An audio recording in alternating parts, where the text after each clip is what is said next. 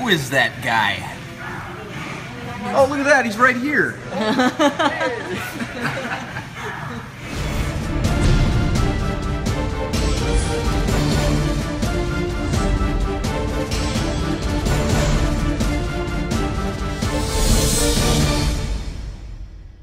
Alright guys, exclusive interview here with Mr. Natural Olympia, Anthony Prignano. We're going to ask him some questions. First of all, Anthony, thanks for doing this interview. If you want to tell us a little bit about yourself. Yeah, hey Ty, first thanks for, you came down here for the PNBA North Americas.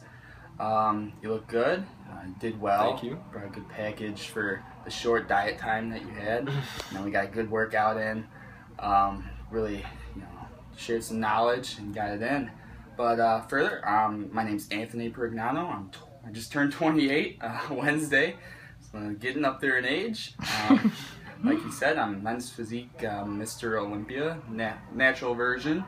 I live in the Chicagoland area, about 30 minutes west of Chicago in the Naperville area.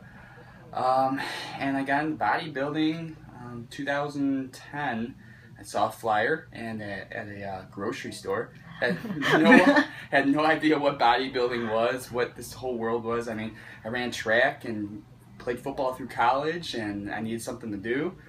And so I saw it, jumped in. It was an NPC show, so that's all that I knew that existed at the time. And I wound up taking 6 out of 12 dudes. And after that, just lit a fire under me, and I got consumed with the bodybuilding world, and I haven't stopped since. All right, I got a few questions from some of my followers on Instagram here. Elliot Fitness wants to ask you, he's got 2 questions. First question is, what is your training and diet like? I'm assuming he's pertaining to the Mr. Olympia. What is your training and diet like? How do you prep for the show? Elliot Fitness, all right. So, my diet, God, it's ever changing. Currently I'm sitting at 49 grams of protein, 2 servings of fruit a day, and 15 grams of fat a meal. We kind of took out the carbs this week. We're working on insulin sensitivity at the moment, so I'll be reintroducing carbs starting probably tomorrow to start prepping for the Natural Olympia that's in November. So we'll reintroduce carbs, we'll start building things up. We're going to play a little bit with my carbohydrates, maybe do like a backload type approach, if you're familiar with that. So hopefully like the night before I'll ingest maybe about 900 to 1,000 grams of carbs. Oof, going heavy. Yeah, to hopefully wake up in the morning and just be absolutely peeled. Right. Now his second question is, what got you into this lifestyle? Well, I think we went over that, in the earlier question, so I'll move on quick.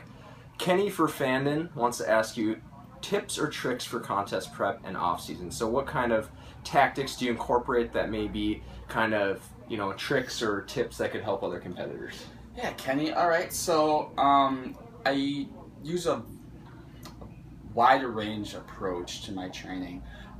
Some weeks I'll do really heavy workouts, so I'll do like a push workout and a pulling and then legs and then take off and then do a push and pull again. But on that second set of pushing pulls and legs, I'll do like a hypertrophy type workout and training. I'll incorporate like a 4-second negative rep.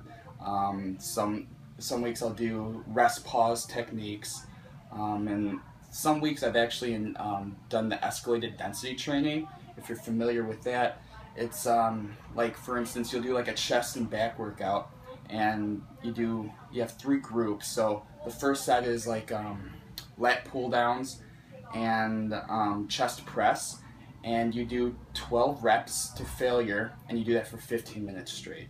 Then you take a 5-minute break, and then I'll do dumbbell press and low row, 12 sets to failure, and then do those non-stop, back and forth, 5-minute break, and then I'll do lat pulls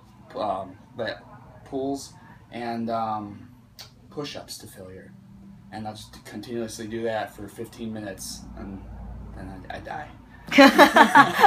Now, you were the first ever NABA bodybuilding pro. Obviously, you're Mr. Olympia, doing the physique. what shifted your focus to physique? Do you ever plan on returning to the bodybuilding stage, or what's your goals as far as where you want to be as far as division or physique in general? Yeah, okay. So in 2012, I just ran through the natural organizations in bodybuilding, slaying people, got my NABA Pro card. So it was the first NABA Natural that they had in this area. There's not a whole lot of the NABA Natural. If I want to compete in NABA, they're an untested show. So it's kind of that variable playing field. So I'd rather stay natural so I know what's coming in and out. But at the end of the year, there was the men's physique. And men's physique was just in its infancy. There was an OCB show in DeKalb in November right before Thanksgiving. So I decided to give it a try. I was just coming on my off season. I wasn't really in good shape, but I figured I'd try it out. What's this men's physique thing all about? And I think I got a pretty face, so I'd give it a go. So I wound up winning it, and I was like, this is my niche. Like, I belong in men's physique. You don't have to diet as hard. I still train legs, contrary to popular belief. Men's physique guys are... Show them your legs quick. You guys got to see this. Men's physique competitors, make sure you're hitting those legs. Too many times guys aren't hitting their legs. Look at that. So not too bad. But I like it. And the PMBA organization actually utilized mandatory bodybuilding poses, everything but lat spreads and most muscular poses. So coming over from bodybuilding was just a seamless integration of where I belonged. And I did men's physique, NPC, I had success in there, but they want monsters, that classic 1970s looking board shorts, and without enhancing my physique, there's no way I'd be able to compete with those guys. So then when I competed at the PNBA, 2014, I did an April show, and I won that, earned my pro status. The Natural Universe as my pro debut, and won that. And then we rolled right into the Olympia, and then we won that as well. And this is where I'll probably stay. But I have friends and family, and the Fit Fam, they want to see me do one more bodybuilding show. So we'll see. We'll see what happens. Now, talking about the Olympia, I'll ask you one more question. Looking back, the confetti was flying. You just got named Mr. Olympia. And then your name gets put in a drawing, all the winners, and you win the car. I mean, what was more of just a shock and awe for you, the fact that you attained the Olympia status, but then you won the car on top of it? How did that feel? Just actually thinking about that right now, it could choke me up if you let it. I'll never feel that feeling ever again.